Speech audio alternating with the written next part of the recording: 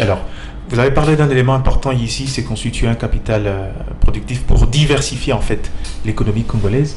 Jusqu'aujourd'hui, c'est une économie très portée sur le secteur de mines qui continue à tenir en haleine l'économie congolaise avec le côté fiscal.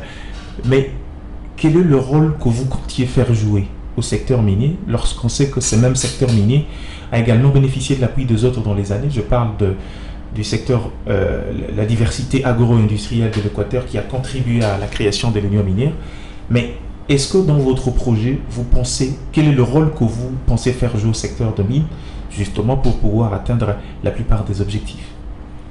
Le secteur minier restera un des secteurs de l'économie congolaise parce que c'est une dotation naturelle que Dieu nous a donnée, mais je pense que nous pouvons faire mieux en réduisant justement la vulnérabilité de ce secteur par rapport aux aléas du marché mondial. Parce qu'il suffit que les consommateurs de minerais à l'échelle nationale puissent connaître une crise pour que l'on sente les effets au niveau du secteur minier congolais. Je suis de ceux qui pensent qu'on devrait donc changer le modèle de développement de nos ressources minières. Au lieu de s'arrêter qu'à l'extraction, que l'on puisse progressivement mettre en place des programmes ou un programme qui consisterait justement à élargir la chaîne de création des valeurs à l'intérieur. C'est-à-dire que l'on puisse avoir des industries pour transformer nos minerais localement en produits semi-finis, produits finis.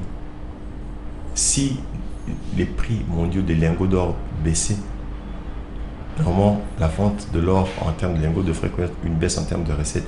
Mais si nous avons une industrie de joaillerie qui traite l'or pour fabriquer des montres, des bijoux de valeur, on peut, un tant soit peu, contrecarrer l'effet d'un tel choc. Et donc, c'est un élément qui réduirait la vulnérabilité de l'économie qui est la nôtre. Nous avons un grand potentiel en matière de production de coltan, colombo-tantalite. Qu'est-ce que nous faisons pour développer ce potentiel à l'intérieur du pays? Nous avons du pétrole, beaucoup de pétrole. Est-ce que nous savons d'abord ce que nous avons comme réserve en pétrole? Est-ce que nous avons la capacité de mettre en valeur ce qu'on a comme potentiel là-bas? Est-ce qu'on arrive à fabriquer du pétrole léger pour la consommation des véhicules et autres? Autant de questions. Mais pourtant, si on a un programme de développement de ces différentes activités, un programme réfléchi, on peut justement arriver à des transformations qui vont nous permettre d'avoir une économie plus forte, plus prospère, et une économie qui offre de plus grandes opportunités d'épanouissement à la population. Oui, mais je pense à une question. Est-ce que la crainte également des investisseurs dans ce secteur, c'est pas le fait de venir ici extraire et transformer pour pouvoir amener encore ailleurs? Parce que est-ce qu'il y a un marché généralement pour la plupart de ces objets de valeur en RDC et dans les pays environnants? On se rendra compte que c'est un marché assez faible. Est-ce que c'est pas aussi une dimension dans laquelle la plupart des investisseurs réfléchissent et qui aussi constitue un frein? Nous avons combien d'habitants? 80 millions, voire plus. Oui, mais avec quel pouvoir d'achat? Justement, déjà, c'est une demande potentielle. Et si on met en place justement un modèle économique dynamique et prospère, c'est que ce modèle va conduire à une création plus importante de richesse. Et cette création accrue de richesse doit se traduire par un accroissement du pouvoir d'achat de la population. Et donc, on crée en fait un ensemble de mécanismes vertueux qui permettront justement à ce que cette demande potentielle devienne une demande solvable et cela confortera l'économie. Ok, mais partant de là, avant qu'on ne passe à autre chose, quel est le regard que vous jetez par rapport à votre projet de justement l'initiative de zone de libre-échange entre la RDC et ses différents partenaires? Est-ce que nous avons aujourd'hui autant à offrir pour pouvoir en profiter suffisamment? Je pense d'abord que nous devons fournir des efforts pour diversifier notre économie. Et donc c'est comme ça que je parle d'un programme de diversification de l'économie congolaise.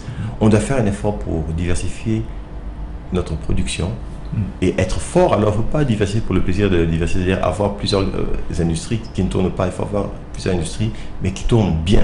Il faut bien penser le modèle et bien investir et bien transformer les choses pour que l'on puisse avoir une économie très dynamique. Et c'est après qu'on peut mieux s'insérer dans le commerce international, car on aura à offrir. Mais aujourd'hui, on n'a pas grand-chose à offrir. Quelle est notre position? Nous sommes en position de faiblesse et nous subissons plus ou moins le dictat des économies les plus fortes. C'est ça la vérité. Donc il faudrait faire des réformes pour arriver aussi à être compétitif sur le plan de la production.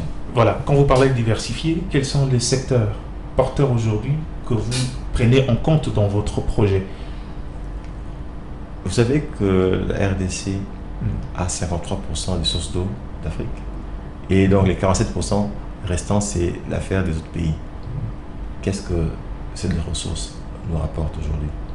C'est un levier dans lequel on peut agir pour faire des merveilles. Il y a donc lieu de développer l'économie bleue.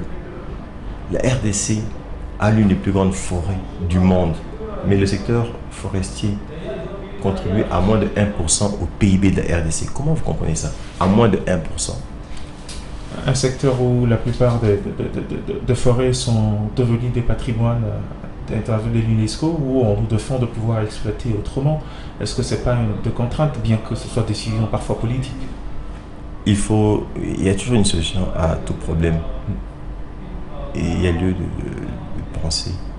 Si aujourd'hui, on met en place un programme d'exploitation rationnelle des forêts congolaises avec comme composante un programme de reboisement, je ne vois pas où ça poserait problème. Il faudrait bien faire les choses en amont et en aval. Il n'y a pas de problème à ce niveau. Le tourisme, c'est un secteur très important, mais qui boite en RDC. Ça dérange. Aujourd'hui, nous parlons de la médecine chinoise, de la médecine indienne. Mais je crois que ces médecines-là se fondent sur quoi? Elles se fondent sur la médecine traditionnelle chinoise et la médecine traditionnelle indienne. N'y a-t-il pas des éléments de la médecine traditionnelle congolaise qui pourraient être utilisés pour améliorer la prise en charge médicale dans certaines circonstances? Je suis allé en province, il y avait une femme qui devait accoucher et l'enfant n'avait pas la position siège. Donc il était difficile d'accoucher dans ces conditions et certains commençaient déjà à préconiser une césarienne. Mais je ne sais pas qu'est-ce qu'ils ont fait, mais ils ont pris les feuilles d'une plante et ils ont pris de l'huile de palme, on a mis ça au feu, on a mis ça sur le ventre de la femme et après quelques minutes ou secondes, le bébé a pris la bonne forme dans le ventre de sa mère et la femme a pu accoucher par voie basse. Il y a des éléments qui montrent donc qu'il y a des connaissances de la médecine traditionnelle qui peuvent t'aider. Mais le comble, c'est qu'on n'investit pas dans la réflexion dans ce secteur-là pour pouvoir justement avoir un contrôle des modalités de traitement des malades. Il y a un produit qu'on utilise souvent ici, dans plusieurs circonstances, le Congo Bololo. Mais certains prennent ça pour faire face à la malaria. D'autres utilisent le même produit pour faire face à des problèmes de peau, d'autres des problèmes de ventre. Bref, c'est un produit qui est utilisé pour répondre à la fois à plusieurs problèmes de santé. Y a-t-il eu des réflexions profondes sur les vraies valeurs de cette plante en matière de santé? Non, ça pose problème. Donc, si on mettait l'intelligence partout, je pense que nous avons des éléments pour décoller. Mais je pense qu'on a un grand potentiel de développement de l'industrie pharmaceutique dans ce pays. Mais il faut apporter beaucoup de moyens et beaucoup d'intelligence, surtout parce que pour moi, les moyens commencent d'abord par les moyens humains. Et on peut donc changer. Donc voilà, c'est pour dire qu'il y a plusieurs secteurs dans lesquels on peut agir et modifier la marche de notre économie. Le secteur minier. Mais aujourd'hui, il y a certaines industries qui se développent, même dans l'automobile, il y a des changements qui se font et certains produits que nous avons peuvent servir. Mais quelle est la stratégie que le gouvernement congolais met en place pour qu'on puisse justement valoriser notre dotation en la matière pour pouvoir tirer meilleur parti? C'est une question fondamentale. Il faut être là comme des spectateurs ou des personnes qui ne voient pas des aveugles. Non, il faut regarder en face la dynamique de l'économie mondiale, comment est-ce que les marchés se comportent, qu'est-ce que nous avons, et ensuite voir comment est-ce qu'on peut se retrouver dans ce marché-là et tirer parti. C'est ça le vrai problème. Donc on n'a pas de véritable approche de gestion stratégique. C'est pour ça que je fais remarquer qu'il faut que la RDC ait d'abord une vision de développement et une vision stratégique. C'est-à-dire que vous savez où vous voulez aller et vous voyez quels sont vos atouts et ensuite vous décidez des moyens à mettre en œuvre pour justement arriver à opérer les transformations que l'on veut avoir pour effectivement changer la marche de l'économie et donner aux Congolais plus d'opportunités d'épanouissement en termes d'emploi, de richesse Et voilà. Bon. Voilà, justement, parlant de la plupart de ces secteurs, vous venez de soulever, c'est vrai que ce sont des secteurs très porteurs, mais que l'État n'aura peut-être que le moyen de pouvoir promouvoir, je dirais, la faisabilité de la plupart des projets, ce qui veut dire c'est les investisseurs privés qui peuvent souvent venir. Quelle serait la bonne politique? Simplement d'attraction ou une politique d'orientation des différents bailleurs de fonds dans un plan déjà préétabli, tel que vous le proposez dans votre projet? Il faut les deux. C'est-à-dire que l'État doit créer un environnement favorable à l'émergence du secteur privé. Il faut donc limiter les mauvaises interventions de l'État, ou carrément les éradiquer, faire intervenir l'État là où il peut intervenir de manière efficace. Il faudrait créer des mécanismes qui sécuriseraient les investissements et les investisseurs. Il faudrait créer un ensemble d'éléments de charme pour aussi attirer les capitaux, parce que les capitaux mondiaux se déplacent ici et là dans le monde. Et donc, pour qu'ils soient logés dans votre pays, il faudrait que vous puissiez prendre des éléments de différence. Et donc, ce sont les éléments qui doivent apparaître au niveau de la politique d'attraction. Mais lorsque les capitaux viennent, il faut aussi savoir les orienter. Je m'explique. Aujourd'hui, si j'ai besoin de construire une maison, je vais recourir à un architecte pour faire cela. Mais comme c'est ma maison, l'architecte me demandera, monsieur Alex, vous voulez avoir combien de chambres? Un balcon? Combien de salons? C'est pour dire quoi? C'est que celui qui va faire le travail demandera mes avis pour qu'il puisse faire le travail de manière à répondre à mes besoins et préoccupations. De même, le pays nous appartient. Nous avons une vision en matière de développement économique. Si les capitaux vont entrer, oui, c'est une bonne chose, mais il faudrait que ces capitaux entrent pour réellement aider le pays à transformer son modèle économique, avoir une économie forte et non plus une économie fortement dépendante de l'extérieur. Et donc, il faudrait que l'on ait une sorte de plan directeur des investissements privés. Vous venez dans le secteur du mining, ok, voici les exigences. Et si on est sérieux et respectueux des engagements pris vis-à-vis de la population en la matière, on peut arriver à cette transformation qui permet d'avoir une économie forte. Voilà, on va maintenant parler de PL2, les points lumineux de développement, qui semble être l'élément attrayant dans ce projet. On a l'impression, j'aimerais dire, est-ce que pour faire simple, on appellerait cela des incubateurs? Non, les incubateurs, non, ce sont des accélérateurs de développement? Des régions de développement qui, en fait, joueraient le rôle d'accélérateur, comme vous dites là, pour faire avancer le pays. L'idée, c'est quoi? C'est que la RDC est un pays continent. Et vu donc la taille du pays, et aussi vu l'importance des défis qui sont multiples et qu'il faut résoudre de manière plus ou moins concertée ou conjointe, il faudrait donc avoir une approche bien précise de développement. Et l'approche préconisée, c'est justement de créer ces points lumineux de développement qui sont des régions autour desquelles on va bâtir un ensemble, un package d'infrastructures économiques et sociales pour permettre justement à l'économie de reprendre de plus belle et d'améliorer rapidement les conditions de vie de la population pour créer une dynamique de développement. Et ces points lumineux seront disséminés ici et là dans le pays pour que justement on puisse avoir un modèle de développement équilibré et permettre aux différentes provinces du pays de tirer parti de cette dynamique de changement que l'on veut impulser et amener justement le pays à aller de l'avant, et cela de manière équilibrée et concertée pour l'ensemble des provinces de la RDC. Donc c'est ça l'idée des PLD. Et quand on dit point lumineux, c'est que dans ces différentes régions de développement, on va faire sortir une lumière qui va commencer à éclairer un point de la République, un autre point, et c'est au nombre de 7. Et si ces 7 lumières sont lancées, elles vont commencer à prendre des dimensions jusqu'à ce qu'on va éclairer l'ensemble du pays. Et donc, la RDC sera la nouvelle République démocratique du Congo. Alors, je veux me mettre un peu dans la peau d'un citoyen lambda. J'ai dit, ok, un pont lumineux de développement avec une forte activité économique pour pouvoir l'étendre progressivement sur l'ensemble du territoire national. Mais qu'est-ce qu'on y trouve dans les différents points lumineux de développement? Des stations de production d'eau, stations de production d'électricité, aéroports modernes, systèmes de transport développés, infrastructures publiques de qualité, écoles bien construites, hôpitaux bien construits, Et ces différents points lumineux étant connectés par des autoroutes, on ne peut qu'avec un tel cadre propulser le progrès. Il y a un adage qui dit que là où passe la route, suit le développement économique. Est-ce que c'est faux? Non. Imaginez un peu l'impact que cela aura, rien que par le fait de construire cette infrastructure. Qu'est-ce que ça donnera comme boom dans l'ensemble du pays?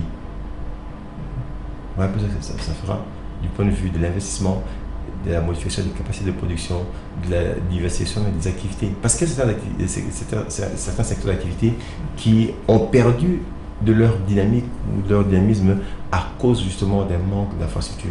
Donc le faire, c'est redonner à ces secteurs un nouvel élan de développement ou de progrès. Donc il y a beaucoup d'effets d'entraînement qui pourraient en découler et donc ça changera les conditions de vie de la population, ça changera l'usage de l'économie et bref, donc le pays va s'engager dans un cycle vertueux de progrès qui nous permettra donc d'atteindre après 3-4 ans peut-être le stade de pays à revenu intermédiaire, 5-10 ans après peut-être le stade de pays émergent et dans le long terme le stade de pays développé. Oui. Une autre question, c'est que, c'est vrai, le plan de développement servira de catalyseur pour pouvoir impulser un développement au niveau de chaque coin de la République. Mais encore, en fait, je dirais que les points liés au développement seraient justement les lieux privilégiés de mise en œuvre des stratégies de développement. Alors, la question, c'est que, ne craignez-vous pas, ou quelle serait la possibilité, ou encore la possibilité, je dirais, j'ai envie de dire de desserte de ces différents coins ou des activités qui émaneront de ces coins, au risque de tomber dans la concentration de la population dans ces différents coins. Parce que là où il y a le développement, il y a l'attraction.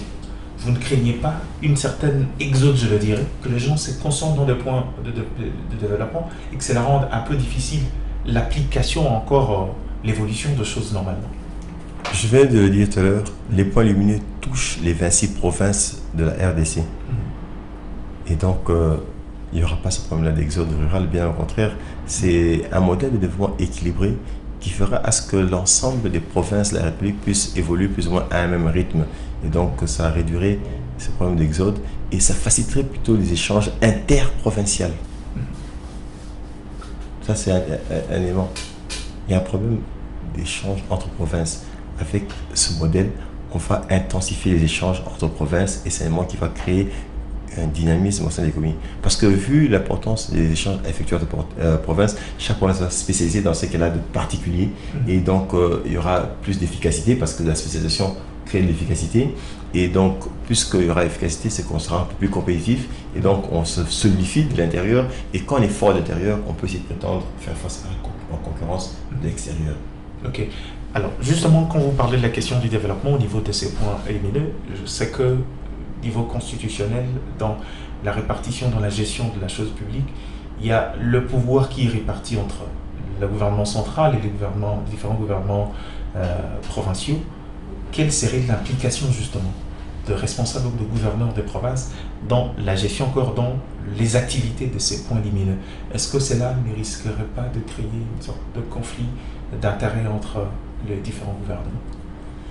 Bon, il faut savoir qui on est, qu'est-ce qu'on est appelé à faire et quels sont les résultats qu'il faut donner à la population avant de se plaindre. Moi, si je suis gouverneur de province, par exemple, et qu'il y a un opérateur privé qui vient chez moi pour mener une série d'activités qui seraient de nature à transformer le cadre dans lequel vit la population que je gère et que cette transition serait positive, je me frotterai les mains. Parce que sous mon mandat, il y aurait des transformations de nature à plaire à mes administrés, tant mieux. Mais si je cherche le pouvoir pour le pouvoir, ou non, c'est de ma compétence, mais je ne suis pas capable de faire ça, c'est un problème. Aujourd'hui, certains pays ont confié au privé le processus de développement de certaines infrastructures et ont compris que les privés ont peut-être plus de moyens ou plus d'efficacité dans la façon d'aborder la question. Mais tant mieux. Qu'est-ce que nous voulons au juste? C'est ça la grande question. Il faut élever notre façon de réfléchir, le débat, de changer. Alors, pour revenir à ce que vous disiez tout à l'heure là, oui, il y a le pouvoir central, il y a les provinces, mais il y a lieu de mettre en place des mécanismes de développement. En fait, c'est pas qu'on va construire de manière indéfinie les infrastructures. On va construire une base de développement à un moment donné et les choses vont décoller à partir de là. Ça va? Les routes qu'on va construire, les voitures routières qui seront développées là, vont rester. Il sera plus question de s'entretenir. Donc là, je suis ceux qui pensent que si on peut mettre en place des développeurs d'infrastructures dans ces différents PLD, dans le cadre des programmes bien pensés, financés en partie par le gouvernement central et en partie par les provinces, il est possible de faire quelque chose. C'est très intéressant. Donc je suis de ceux qui pensent qu'il y a lieu de faire, de mettre en place un modèle de gestion des PLD qui serait de nature à favoriser l'intérêt des Congolais. Notez aussi que ces PLD, on va les ériger dans un pays qui existe déjà. Donc il y a des éléments sur lesquels on va développer ces PLD. Dans le document que j'ai eu à vous soumettre là, vous remarquez qu'il y a plusieurs cartes qui font l'objet d'une certaine superposition.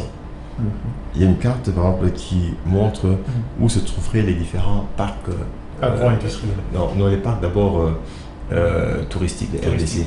Donc avec le développement des infrastructures autour de ces points de charme sur le plan touristique, on peut donc créer des éléments de base qui vont développer l'industrie touristique congolaise. À l'époque où nous étions allés, quand j'ai travaillé pour le Vent Muzito, j'étais allé au Kenya en mission et on a rencontré certains groupes hôteliers là-bas et même en Afrique du Sud et on leur a demandé pourquoi vous n'êtes pas en RDC. Ils ont dit mais chez vous il y a un problème d'accès à l'eau et à l'électricité. Comment voulez-vous qu'on puisse ériger des hôtels 5 étoiles là où il y a un problème d'accès à l'eau et à l'électricité? Imaginez un peu si on construit ces stations pour une meilleure desserte en eau et électricité. Ce n'est pas des éléments qui vont faire que les groupes hôteliers pourront venir en RDC. C'est un élément qui peut booster le tourisme. Un peu ça. Ce sont des éléments de réflexion. On peut. Alors, plus loin, il y a une carte là aussi qui met en relation, par exemple,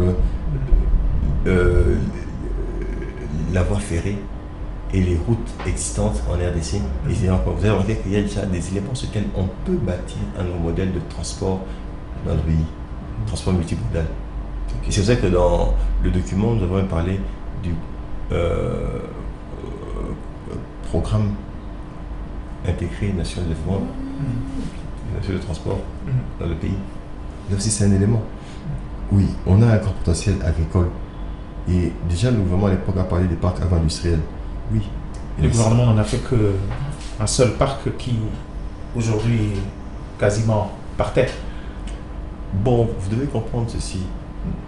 Les pays comme la Chine ont eu à changer d'image après 20-30 ans. Ils ont eu à faire certains investissements de grande dimension qui, au départ, paraissaient comme des erreurs.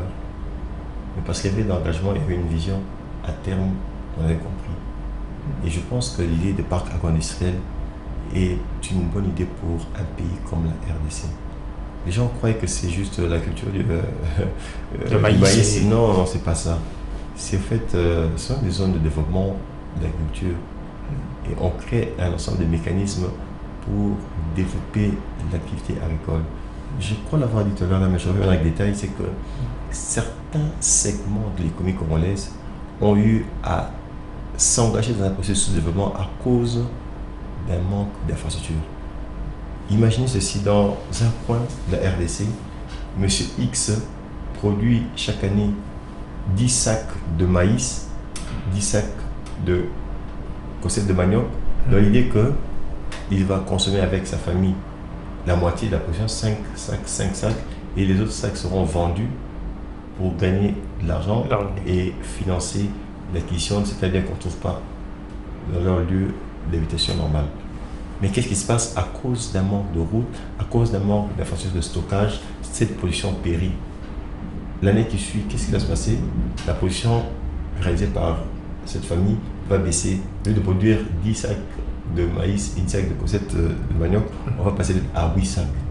Et s'il n'y a pas moyen d'écouler, on passera de 8 à 6, ainsi de suite, jusqu'à ce qu'on va s'arrêter à ce qu'il nous faut pour survivre. Et donc, on tue l'économie marchande au profit de l'économie de subsistance. C'est un mécanisme de sous-développement de l'économie. Mais si on construit des routes et qu'on arrive à désenclaver les zones de production, on arrive à créer justement une certaine dynamique de progrès dans l'activité agricole, ça va changer. Et donc, l'idée des parcs agro-industriels, c'est de créer un package aussi d'investissements et d'infrastructures qui permettront à ce que la production agricole puisse prendre. Et la réussite de cette stratégie devrait passer par quoi?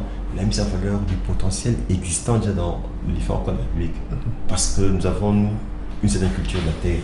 Exactement. Même ici à la Gombe, vous allez voir avec des productions très diversifiées. Oui.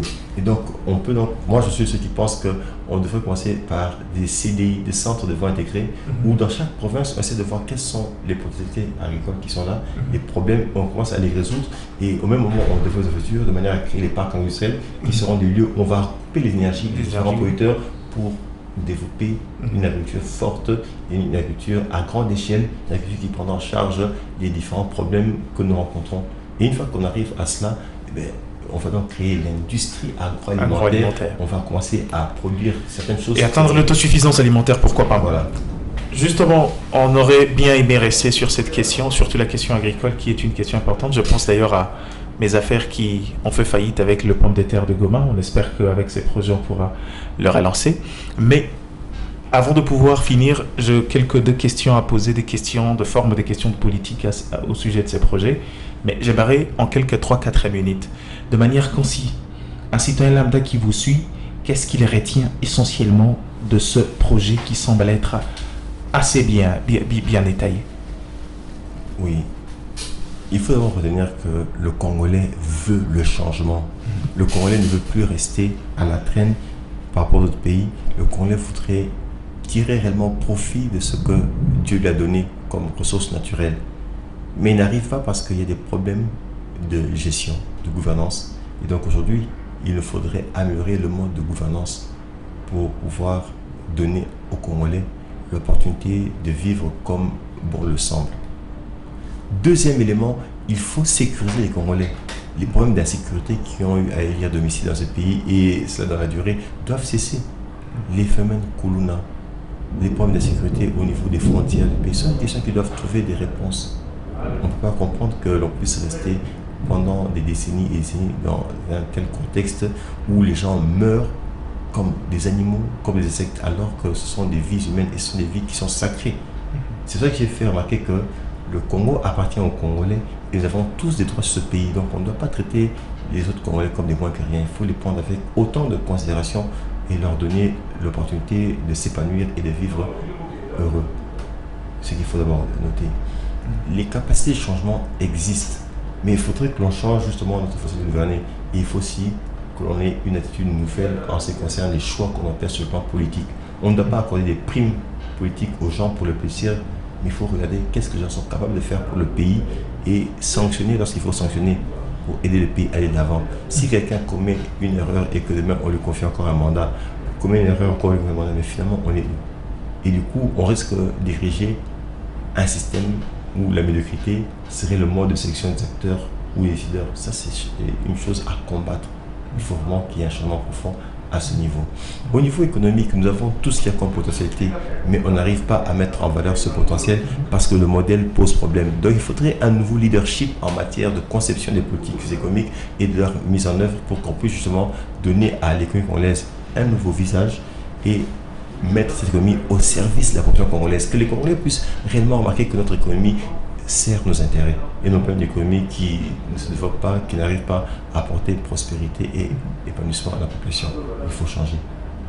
Il faut accompagner ce processus de changement avec des politiques qui devraient changer l'homme congolais et l'amener à jouer le rôle d'acteur principal dans ce processus de développement.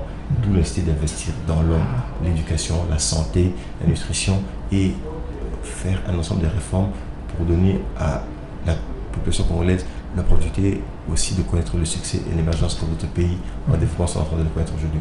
D'accord. Alors, on va finir par ces deux questions. C'est qu'il s'agit d'un projet. Combien de temps il faudrait pour que les premiers éléments, les éléments basiques pour l'accomplissement de ces projets soient véritablement installés, mais aussi combien il faudra pour ces projets aussi ambitieux? Le développement, c'est un processus continu et soutenu. Et donc, il va pas s'arrêter. Sinon, les pays qui sont depuis des années développés arrêteraient de fournir des efforts pour ne pas aller d'avant, mais ils continuent à le faire. C'est pour dire que c'est un processus continu. Mais par contre, la RDC devrait passer par certains stades.